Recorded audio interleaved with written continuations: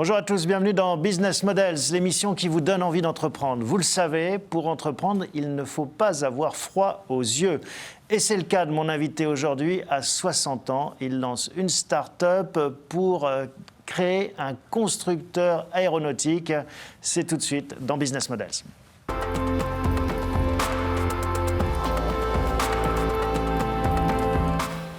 Bonjour Jean Botti. Bonjour. Vous êtes le PDG de Voltaero. On va revenir sur votre aventure extraordinaire. Le mot est approprié. Vous lancez un constructeur d'avions à moteur hybride.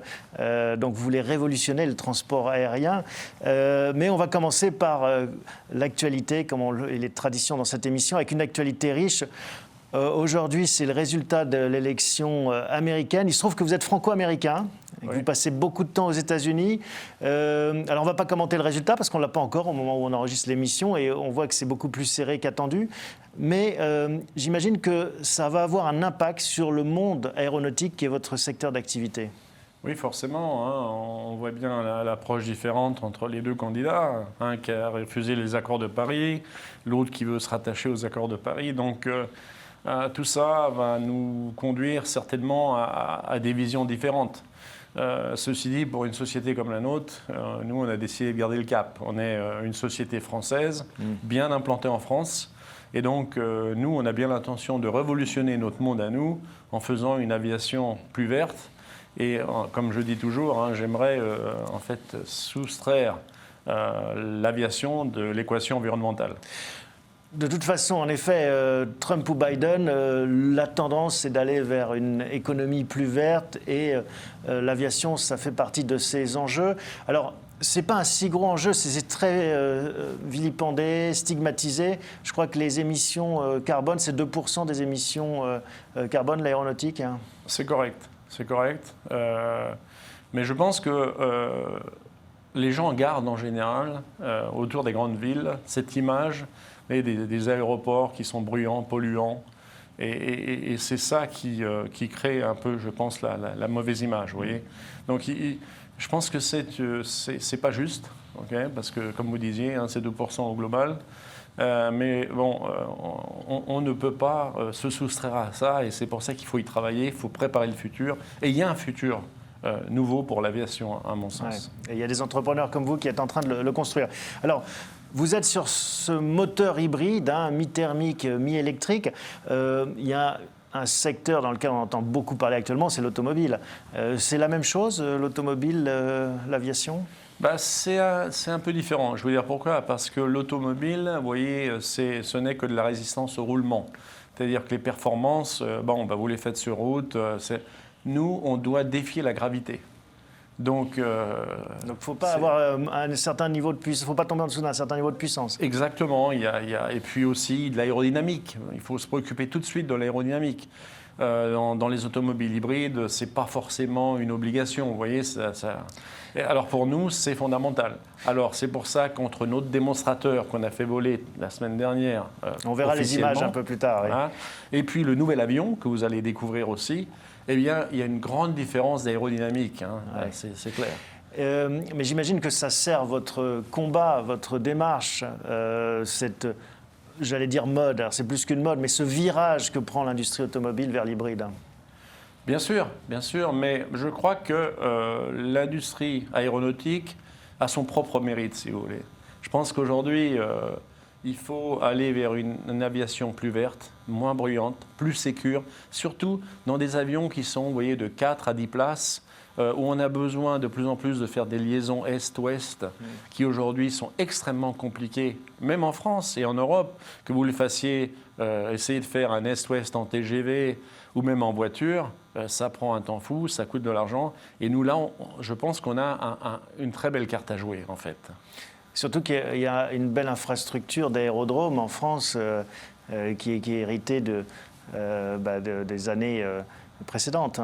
Oui, bien sûr. Il y a énormément de petits aérodromes, très bien équipés en France.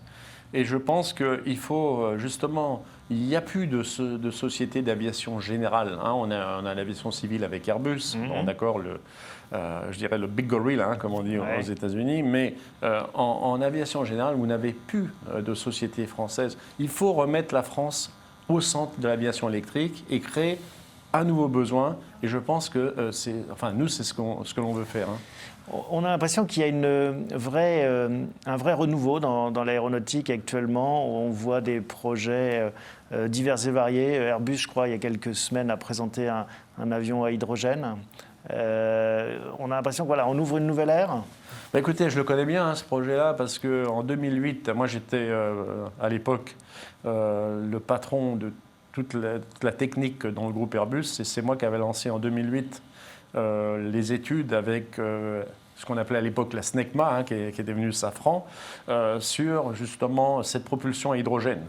Je suis content, 12 ans après, de voir que ça y est, on continue et qu'on avance. Je pense que l'hydrogène a un futur, pas dans l'immédiat.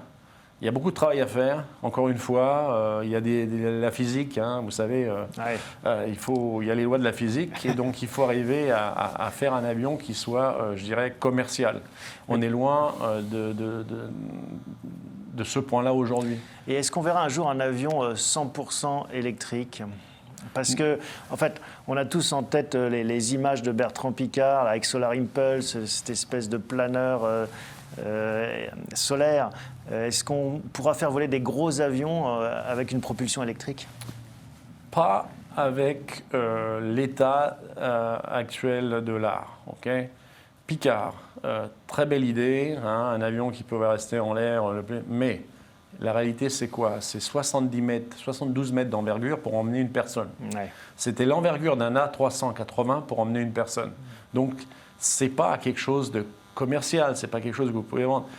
Nous, avec notre hybridation, on peut emmener aujourd'hui avec l'état de l'art à peu près 10, on pourrait monter même à 15 personnes, vous voyez. Mais un A320, c'est quoi ? C'est 150 personnes ? Voilà, alors quand vous voulez faire un A320 électrique aujourd'hui, il faut oublier. Vous pouvez faire un hybride, okay, parce que vous vous servirez des turbines, etc.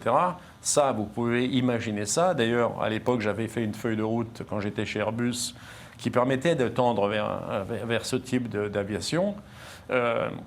Mais là encore, c'est compliqué, ça prend du temps.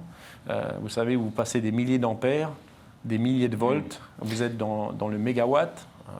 On est quand même dans des choses conséquentes. C'est pour ça qu'on y va step by step, comme diraient nos amis américains. On va tout de suite voir pourquoi ce secteur, finalement, attire de plus en plus d'entrepreneurs comme vous et comme d'autres.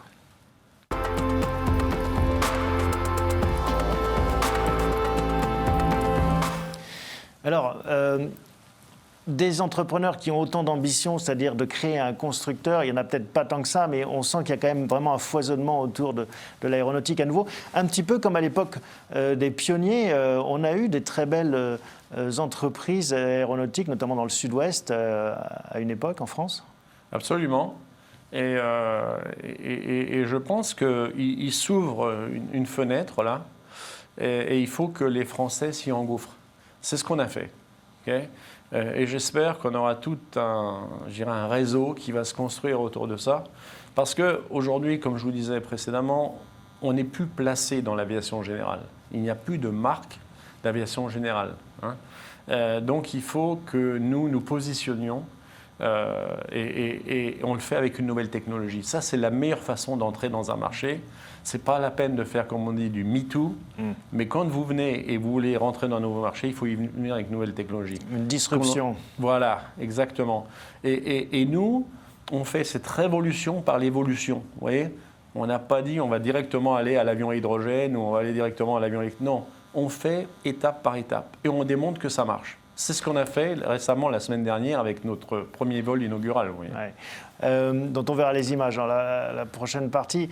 Mais pour rester sur cette thématique, en effet, ça semble un peu fou de s'attaquer à ce marché alors qu'on a l'impression que c'est tenu par des mastodontes, des Boeing, des Airbus, le chinois qui arrive aussi. Enfin, il faut des milliers de personnes. Et non, finalement, avec quelques entrepreneurs déterminés, on peut créer un constructeur d'aviation générale ?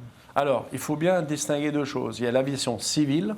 Ça, c'est l'aviation des gros mastodontes, hein, les Boeing et les Airbus, et l'aviation générale, qui là est dans les mains aujourd'hui des Chinois et des Américains principalement, hein, avec le groupe Textron, c'est-à-dire les Cessna, et puis aussi avec Cirrus, qui est fabriqué aux États-Unis, mais qui est à capitaux chinois.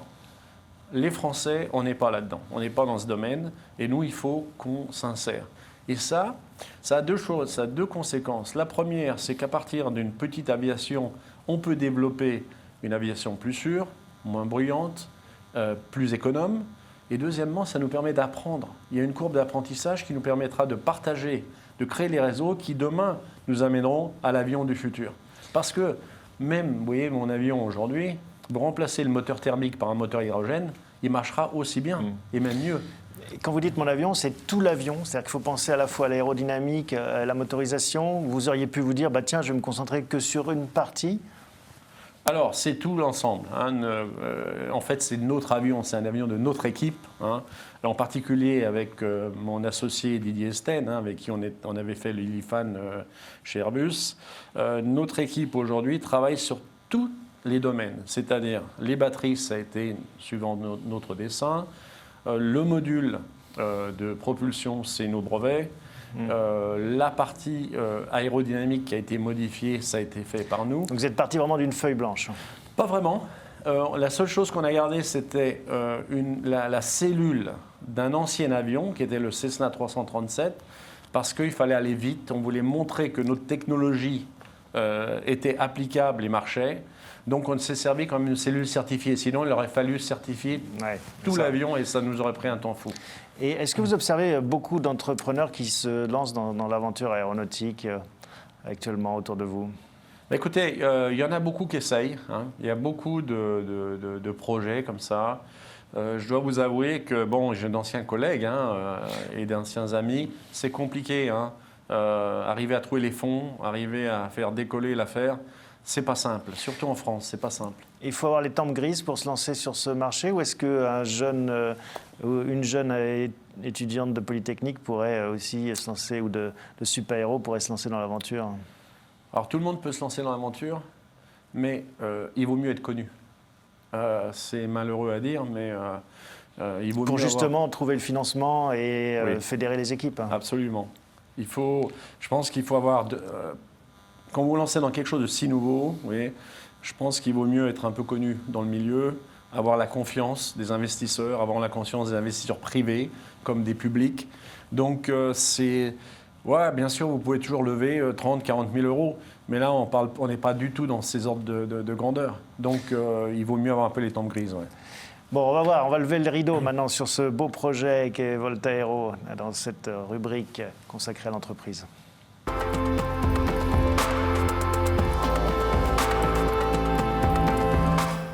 Alors, Voltaero, c'est né il y a combien de temps? Voltaero est né en septembre 2017. Donc, ça a 3 ans.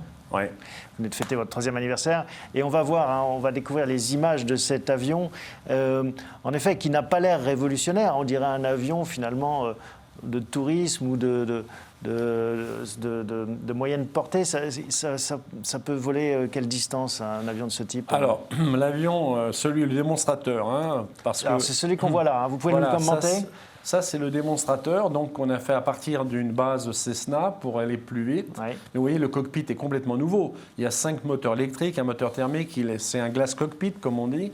C'est-à-dire un cockpit avec des ordinateurs. Exactement, alors que l'autre était analogue. Vous voyez, l'avant de l'avion est drastiquement modifié. On a mis des moteurs sur les ailes, des moteurs électriques. Donc il y a 2 moteurs sur les ailes et un derrière. Alors, il y a 2 moteurs électriques à l'avant, 3 moteurs électriques à l'arrière, plus un moteur thermique à l'arrière. Il y a un module hybride qui est à l'arrière qui fait 450 chevaux, qui est extrêmement puissant. Donc en fait, les moteurs de devant s'arrêtent et c'est le moteur de propulsion? Non, personne ne s'arrête. En fait, c'est une illusion d'optique. C'est des essais qu'on fait. Mais en fait, les 3 hélices fonctionnent. Et ce que vous avez là, c'est de la propulsion pure électrique. Le moteur thermique n'est là que pour vous recharger les batteries. Et en cas de panne électrique, il a la puissance suffisante pour vous permettre d'atterrir en toute sécurité. Voilà. Et par rapport à un moteur, à une aviation thermique pure, on peut économiser combien Alors, si vous faites, vous me parliez du rayon d'action, on est jusqu'à 1200 km, l'avion peut aller à 360 km/h, donc vous voyez, c'est quand même en moins de 3 heures, vous pouvez faire On traverse la France. la France, hein, et même l'Europe, hein, beaucoup de destinations en Europe. Donc, si vous faites, disons, des voyages entre 0 et 200 km, vous pouvez le faire en pur électrique. Et là, c'est que la consommation de la recharge de la batterie que vous avez faite pendant la nuit. Voilà. Comme une voiture, en fait. Comme une finalement, voiture. si je ne fais pas trop de kilomètres, je peux le faire à 100% Voilà. électrique. Entre 200 et 600 km, vous êtes en hybridation légère. C'est-à-dire que vous faites une recharge partielle en vol. Et là, vous consommez, bien sûr, le temps de cette recharge, puisque le moteur thermique vous aide à recharger vos batteries. Quand vous êtes en hybridation longue, là, c'est plusieurs recharges et décharges. Donc sur 1200 km, je vais, par rapport à un moteur thermique, je vais qui économiser. va faire 2 ou 3 recharges. Et donc là, en hybride lourd, vous allez économiser peut-être 15 à 17%. D'accord. Alors que si vous faites un moyennage de tout ça, une utilisation disons moyennée, vous êtes entre 25 et 30% d'économie d'énergie. D'accord. Et alors là, on découvre, on a vu, on a aperçu le nouveau modèle en fait qui est derrière vous là. Voilà, ça, on verra la photo peut-être tout à l'heure aussi. Un gros plan sur ce nouvel avion. Alors pourquoi changer de modèle? Parce que avec le démonstrateur qu'on a aujourd'hui, on ne peut pas faire les performances qu'on s'est données. C'est-à-dire qu'on pense qu'on peut en faire encore plus d'économie d'énergie, on peut aller encore plus loin, on peut aller plus vite. Alors on le voit. Voilà. Vous avez l'avion. Celui-là, il volera quand? Celui-là, il doit voler à la fin 2022. C'est-à-dire qu'il sera produit à la fin 2022, il doit voler à peu près vers le début 2022. Et ça va s'appeler Cassio? Cassio, oui. Donc Cassio, c'est le nom de l'avion? C'est le nom de l'avion. Mais la société, c'est Voltaero. Et correct. Combien de personnes chez Voltaero actuellement? Une vingtaine aujourd'hui. Mais bien sûr, sur le projet, il y en a beaucoup plus, puisqu'on a un réseau de fournisseurs qui maintenant, on a historiquement depuis 13 ans. Et vous avez réussi à trouver le financement? Parce que c'est vrai que j'imagine que même s'il y a de plus en plus de financiers qui accompagnent les projets audacieux, ça doit être un challenge de les convaincre. Absolument, absolument. Alors, on a trouvé des capitaux privés à l'étranger, pour être honnête. Ça a été à l'étranger. Donc c'est un avion français, mais qui se finance avec des capitaux étrangers. Oui, étranger, l'Europe. L'Europe qui vient de nous aider énormément là, avec un nouveau financement pour pouvoir faire justement le passage à ce nouvel avion. Et puis là, un investisseur français, mais public, la région Aquitaine, qui nous a soutenus dès que j'avais commencé les avions électriques chez Airbus en 2008, qui a toujours été derrière nous. Pour nous aider justement à aller jusque là où on est aujourd'hui. Alors les prochaines étapes pour Voltaero, quelles sont-elles d'ici le premier vol de Cassio? Du nouveau Cassio, vous voulez dire? Oui, du nouveau Cassio. Là, les étapes, c'est de bien consolider notre chaîne de puissance, de la certifier auprès des autorités, l'EASA, la Direction générale de l'aviation civile, pour pouvoir l'appliquer à la nouvelle structure, la nouvelle cellule Cassio que vous venez de voir, la nouvelle cellule très aérodynamique. Et donc, pour être en série, pour démarrer de la production, fin 2022, début 2023. Ça coûtera combien un Cassio nouvelle génération? Alors ça dépend, vous avez 4, 6 et 10 places. Et, prenons le plus petit. Le plus petit, ce sera aux alentours de 700 000 euros. Jusqu'au plus gros qui pourra être aux alentours de 2,2 millions, 2,3 millions. D'accord. Et c'est vous qui développez aussi les batteries et la motorisation ou vous vous appuyez sur des fournisseurs? Alors aujourd'hui, on a fait ça nous-mêmes. Les batteries, par exemple, on a acheté des cellules au Japon, mais on a intégré le dessin nous-mêmes. D'accord. Donc c'est une stratégie à la Tesla, en fait. C'est vous qui devez finalement peaufiner toute la chaîne. On peaufine complètement la chaîne, mais maintenant, dans cette phase 2, on va choisir des fournisseurs très spécifiques, des partenaires, qui seront prêts à investir aussi avec nous, en co-investissement, et qui nous développeront les différents éléments dont on a besoin. En effet, on vient juste de déclarer un accord avec Sonaca, qui est une société belge, une grosse société belge qui fait de l'aérostructure. Et avec eux, on va justement développer l'avion du futur que vous avez vu là, le Cassio 2. Vous pensez que très vite, des grands acteurs de cette industrie vont venir taper à votre porte en disant faut qu'on puisse jouer avec vous? Je ne suis pas certain.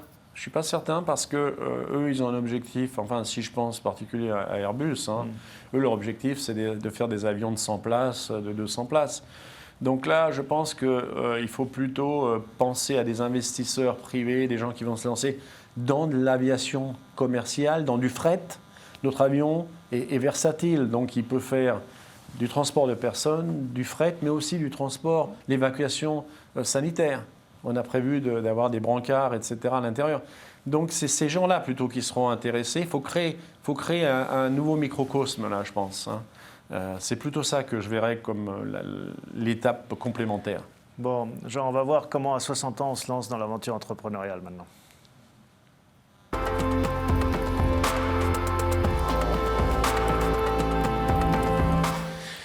On l'a rappelé, vous êtes franco-américain, vous avez travaillé dans des grands groupes, General Motors aux États-Unis, Airbus en Europe. Et à un moment donné, vous êtes réveillé, vous vous êtes dit, tiens, il faut que je reparte de zéro. Bah écoutez, quand Airbus avait décidé, on avait fait l'IFAN, hein, l'avion électrique, moi j'étais parti, je voulais faire un peu autre chose, j'étais parti chez Philips, j'étais le numéro 2, là je faisais du médical, etc. Et j'ai vu que Airbus arrêtait l'aventure IFAN de l'avion électrique. J'ai tout de suite, avec Didier Esten à l'époque, qui était mon partenaire chez Airbus pour faire l'IFAN, et Marina Evans, qui était chez Airbus aussi, on a décidé de créer Volt Aero et de poursuivre le rêve, de poursuivre la journée, la feuille de route. Et on a repris ça à notre compte, si vous voulez. Et ça a été la création de Volt Aero, c'était la création de Cassio. Voilà. Mais j'imagine que c'est quand même un sacré challenge quand on le raconte à sa famille au départ en se disant tiens, je vais créer une start-up alors qu'on a fait toute sa carrière dans des grandes entreprises, ou est-ce que finalement ça a choqué personne? Ah non, au contraire, ma famille m'a beaucoup soutenu sur ce projet. Je dois dire qu'ils ont trouvé ça formidable et ils continuent à me soutenir, donc c'est très bien. Et on s'amuse beaucoup, hein, on travaille énormément. Ouais. Ça, je ne vais pas vous dire on ne compte pas nos samedis et nos dimanches, hein, ça c'est clair. C'est compliqué, hein, mais c'est tellement passionnant et on se dit qu'on le fait pour soi, pour la France et pour faire évoluer quelque chose en France. Vous voyez, ça c'est quand même un bel objectif, quoi. Vous êtes pilote vous-même? Oui. Et donc vous vous mettez aux commandes, j'imagine, de Non, de votre je ne suis avion? pas pilote d'essai. C'est Didier, mon associé, avec Éric Gérard, un ancien de chez Dassault, hein, qui est un très bon pilote d'essai. Tous les deux, ceux qui développent la partie avion. Moi, je ne suis qu'un pilote du dimanche. Bon, ce sera pour plus tard, quand il sera Bien sûr. validé. Et alors, c'est quoi les défis en tant que jeune entrepreneur de 60 ans? Qu'est-ce qui se pose à vous comme défis principaux? Alors, les défis, c'est bien sûr se réveiller tous les matins et de faire en sorte que l'entreprise puisse continuer à développer son rêve. Okay, c'est donc aller chercher les fonds, c'est se battre pour ça. L'autre défi, c'est de créer une équipe homogène avec du mélange de jeunesse et d'expérience. Chez nous, on a des très jeunes et des moins jeunes, comme moi et Didier, qui ont beaucoup d'expérience, et puis des très jeunes, des jeunes ingénieurs, mais la plupart sont tous pilotes. Vous voyez, ils ont tous cette passion. Oui, ça ne laisse pas indifférent, ce n'est pas un business comme un autre. Non, ce n'est pas un business comme un autre. Il faut avoir la flamme derrière. Vous voyez, il faut avoir la flamme, il faut être bricoleur. Et, les jeunes, là, ce n'est pas parce qu'ils sont ingénieurs, ils descendent à l'atelier. Vous voyez, il y a cet esprit-là qui est extrêmement intéressant. Et puis maintenant, en passant dans cette phase 2, c'est de se donner la discipline, de travailler avec des groupes d'une certaine taille, qui vont nous aider justement à fabriquer Cassio. Donc tout ça, c'est un challenge. Là, on prend une nouvelle étape. Vous voyez, on a fait un démonstrateur, il marche, on a montré au monde entier qu'on sait faire. Maintenant, c'est d'industrialiser. Et il faut franchir une nouvelle étape. Et ça, il faut de l'expérience pour pouvoir aider les jeunes à monter à cette étape-là. On a l'impression qu'il y a vraiment cette fibre des premiers pionniers de l'aéronautique, des faucheurs de marguerite, comme on appelait certains. Absolument.